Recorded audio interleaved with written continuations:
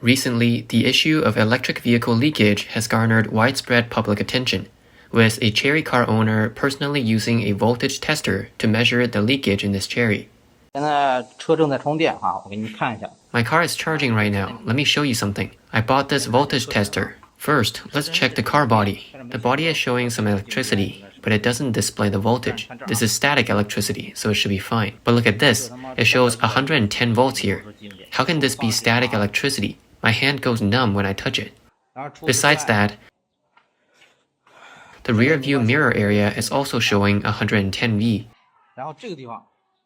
The most absurd thing is that the insulated rubber strip also shows 110 voltage. But the areas around it are fine. My hand goes really numb when I touch it. This car is my BYD Song Pro. Look at the voltage tester. It lights up when it gets near the car, even without touching it. The further away, the dimmer it gets. The closer, the brighter it gets. On the hood, it lights up brightly, indicating high voltage. I've already been shocked once. Even the tires, the closer the tester gets, the brighter it lights up. Under the support of the Chinese Communist Party, China's new energy vehicle brands and innovations are rapidly emerging. The seemingly thriving domestic new energy vehicle market has left many uninformed overseas car manufacturers and new energy vehicle enthusiasts envious. However, behind this prosperity, the quality of various new energy vehicles is riddled with issues. Due to the suppression of information by Chinese propaganda, these issues are not widely known. After a large number of similar incidents surfaced on the internet, people began to focus on the quality and safety of Chinese electric vehicles. However, this attention seems to have come too late, as the number of car owners affected and suffering losses due to quality issues continues to rise. Meanwhile, the attitude of new energy car companies and dealerships towards these quality problems is quite intriguing.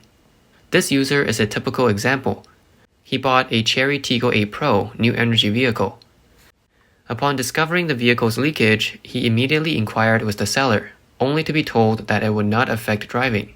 He said, "The car leaks electricity while charging. The voltage tester lights up red, and the car body is electrified. The manufacturer says this doesn't affect safety, that the shock won't kill you.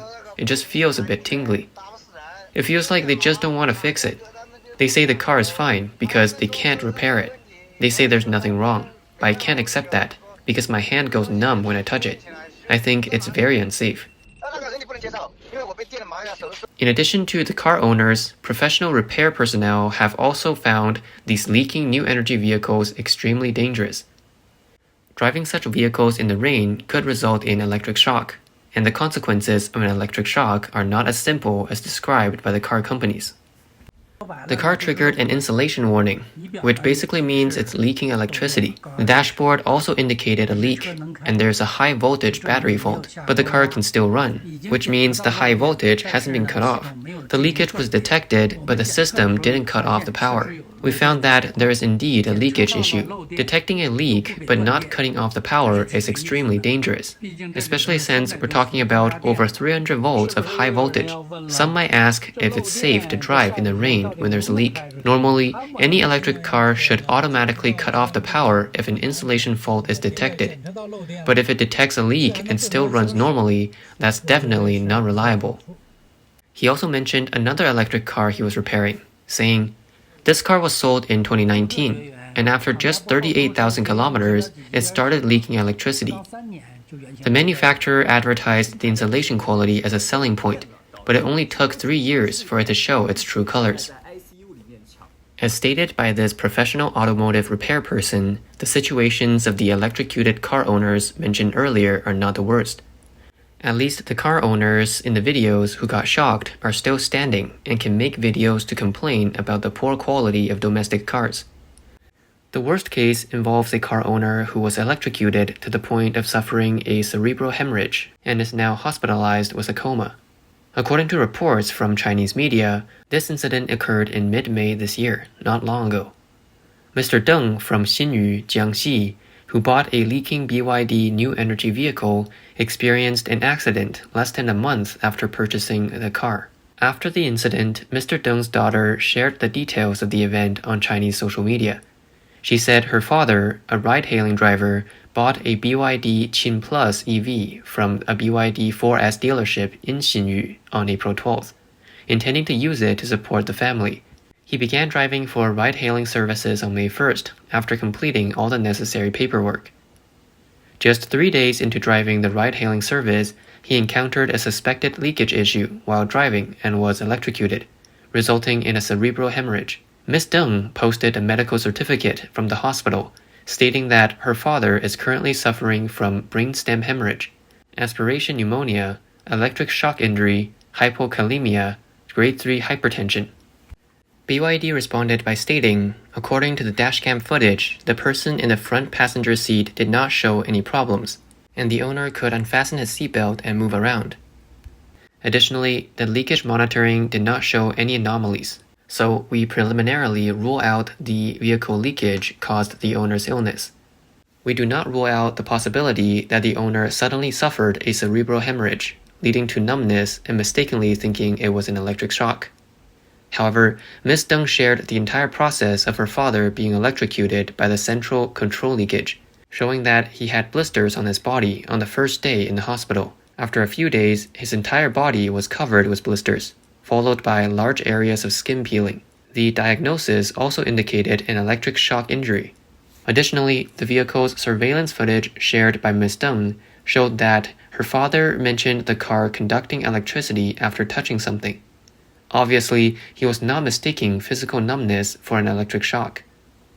The electric shock incident occurred around 5 p.m. on May 4th, with the in-car monitoring recording Mr. Deng touching the gear lever and feeling the electric shock repeatedly. Below are Mr. Deng's words from the video while sitting in the driver's seat. Something's not right. I need to make a left turn immediately. I can't go on like this. How is this conducting electricity? This car is leaking electricity.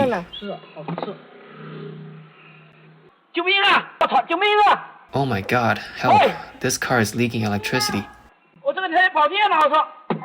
Ms. Deng emphasized, when my father got out the car and called for help, he was crawling on the road but still conscious, and even thanked the passersby who helped him.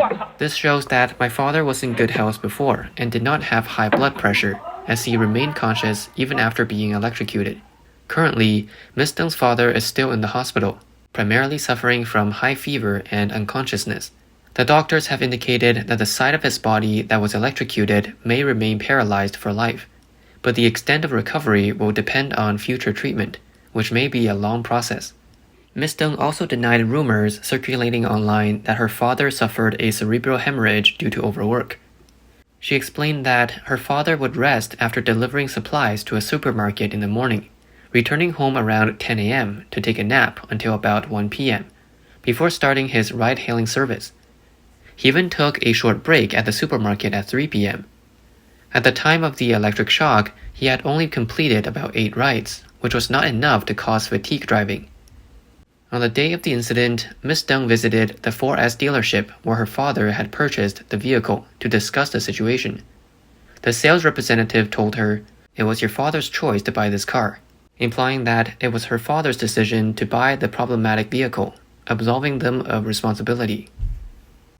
Ms. Deng stated the dealership later offered to advance 100,000 yuan for medical expenses, but it was a loan. If their inspection found no issues with the car, we would have to pay for the inspection and repay the 100,000 yuan within a month. The dealership also set a condition that upon receiving the 100,000 yuan, Ms. Deng must delete the videos exposing the incident online, stop publicizing the matter, and publicly clear the dealership of responsibility. Ms. Deng believed this was an attempt to silence her and her family with money. Moreover, the 100,000 yuan would not cover her father's medical expenses, so she and her family refused the offer. To date, Ms. Deng has not received any official explanation from BYD. All their communications have been directly with the BYD 4S dealership. Ms. Deng mentioned that her father was a loyal BYD fan before the incident. Over 10 years ago, he had purchased a BYD G6 and often praised BYD cars to his daughter and family, advocating for supporting domestic brands. Ironically, it was a domestic BYD car that caused the accident, leading to his cerebral hemorrhage and leaving him unconscious in the hospital. Following the news of the various suspected electric leakage in BYD vehicles, some online commentators joked that BYD electric cars had added a new skill to their list of problems: electric shocks. In fact, as the leading domestic new energy vehicle brand, BYD has recently been plagued with quality issues, including incidents of spontaneous combustion. In April and May alone, several BYD new energy vehicles caught fire during transportation. In December last year, 4 BYD dealerships in China were burned down within a month. Shortly after the electric shock incident, on the early morning of May 16th, a fire broke out at the BYD 4S dealership in Qingkou town of Fuzhou, located in Fujian province. The incident was reported by multiple media outlets, including Fujian TV and Strait Metropolitan Post. The videos showed intense flames lighting up the sky and accompanied by loud explosions. The fire completely destroyed the vehicles in the showroom, leaving only their frames. The investigation revealed that the electric vehicles parked in the showroom started the fire. The fire also damaged many private cars brought in for repairs. The reputation of domestic new energy vehicles in China has taken a severe hit. In previous programs, we discussed why China's new energy vehicle market appears to be thriving despite poor vehicle quality. The main reason is the continuous support from the Chinese government, making people believe this industry is a lucrative opportunity. Government subsidies are a significant incentive, attracting numerous companies lacking advanced technology, solely focused on making money. Chinese affairs expert Wang He mentioned in a program that these companies have complex origins and impure motives. Many use car manufacturing as a pretext to make money or engage in other activities. Their production capabilities and conditions are poor. Many new car manufacturers lack sufficient funding, technical reserves, and expertise, coupled with dishonest intentions. Given such conditions, it's of no surprise that qualified new energy vehicles are hard to come by. Another issue affecting new energy vehicles is overcapacity. Simply put, too many cars are being produced while demand is low, leaving many unsold new energy vehicles and resulting in substantial production costs without quick returns. This has led to financial strain on the car manufacturers.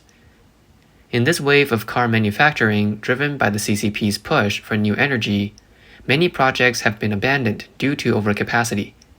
Production bases remain unclaimed, with nearly 3.8 million units of capacity idle and over 100 billion yuan in funds wasted. In early February of this year, several surviving new energy car companies reported their January sales. Companies like Xpeng and NIO saw their sales drop by over 40% compared to December. Finance blogger Financial Coldeye stated that the problem with Chinese car companies is the sharp decline in domestic consumption, leading to overcapacity. The economic downturn has resulted in layoffs and job cuts, making it difficult for people to afford cars, especially electric ones. Consequently, demand for electric cars has plummeted. Electric car manufacturers had not anticipated this situation and invested heavily in resources, expecting to supply global demand. This misallocation of resources has led to the current predicament. The economic downturn continues to impact new energy vehicles. Recently, Chinese electric vehicle manufacturers are reportedly delaying payments. According to the latest data compiled by Bloomberg, the time taken by NIO to settle payables has increased year by year from 2021 to 2023, mostly owed to suppliers. In 2021, it took 197 days to settle payables, 247 days in 2022, and about 295 days in 2023. Similarly, Xpeng took about 221 days to fulfill payment obligations to suppliers and related parties in 2023, compared to only 208 days in 2022 and 179 days in 2021. In contrast, American electric vehicle giant Tesla has taken less time to pay suppliers in 2023 than in previous years. According to internal company data, Tesla took 101 days in 2023, 112 days in 2022, and about 113 days in 2021. BYD, Tesla's main competitor in China, took 275 days to settle payables in 2023, compared to 219 days in 2022 and 198 days in 2021. It is not difficult to understand that the sluggish Chinese economy in recent years, coupled with high youth unemployment rates, has led to reduced consumer spending and weakened demand for electric vehicles. The Chinese electric vehicle market has been plunged into a fierce price war and profit decline, taking longer to settle payables as a sign of the pressure on the market.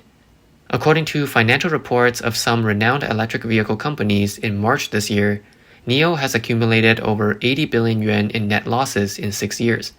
XPeng reported a net loss of 10.4 billion yuan in 2023, up from 9.14 billion yuan in 2022. As Johan Sabert, managing director of consulting firm JSC Automotive, said, "Everyone is suffering. Manufacturers must lower prices to maintain competitiveness in a price war, but this also means reduced cash flow. Delayed payments to suppliers are necessary to maintain liquidity. However, this delay creates a ripple effect on auto suppliers, transferring the pressure of the price war from car manufacturers to suppliers. As a result, more suppliers may face bankruptcy, especially the weaker ones in the supply chain." In addition to the brutal domestic price war and the economic weakness leading to slow sales, Chinese electric vehicle companies face significant obstacles abroad. The United States has raised tariffs on Chinese electric vehicles to prevent dumping of cheap cars. The European Union is also investigating Chinese electric vehicles and imposing anti-subsidy duties, with Japan and South Korea following suit. The global market trend aims to exclude Chinese electric vehicles due to concerns over low price, poor quality, and personal data theft, threatening the safety of global automakers and buyers in terms of personal safety, information security, and fair competition. With foreign markets turning away and trying to exclude Chinese electric vehicles, it's really bad news for Chinese manufacturers who are hoping to ease domestic pressure through exports. However, this isn't surprising. The heavily subsidized products created by the Chinese government were always going to hit a wall eventually.